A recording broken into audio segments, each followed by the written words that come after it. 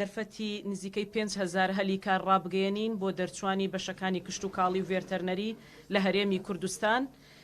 لەبەر ڕۆشنایی یاسایە کە لە سەرەتای دەست بەکاربوونمان لەم کابینەیەدا کارمان لەسەر کرد بە سوپاسەوە بۆ هەموو ئەو لایەنانەی کە هاوکارمان بوون، چ ئەنجومەنی وەزیران چ پەرلەمانی کوردستان و ئێمەش لە وەزارەتی کشت و کاڵ و سەرچاوەکانی ئاو لە دەرچاندنی ئەم یاسایە مادەیەکمان جێگیر کردووە بۆی ئەو کەسانەی کە دەچن لە کەرتی تایبەت کار دەکەن وەکو سەرپەرشتیار لە هەمان کاتدا ئێمە نووسراوێکیان پێدەدەین دەچن خۆیان دەستەبەر دەکەن بۆ ئەوی دواتر مافی خانەنشینیان هەبێت. دەمەوێ ئاگداری هەموو ئەو بەڕێزانە بکەم کە دەرفەتی کاریان بۆ نەڕەخساوە لە کەرتی گشتیدا واتە لە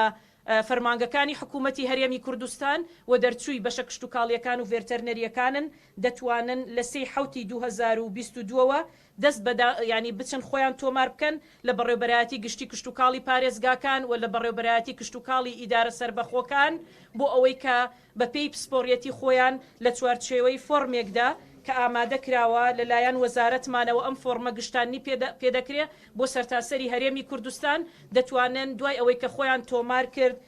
بۆ ماوەی 1 مانگ دەرگای خۆ تۆمارکردن دەکەینەوە بەپێی ئەو تەفاسیل و وردەکاریی ئەو خاڵبەندیانەی کە لەناو فۆرمەکەدا کراوە دوای ئەوە داخڵی خولی شیاندن دەکرێنەوە.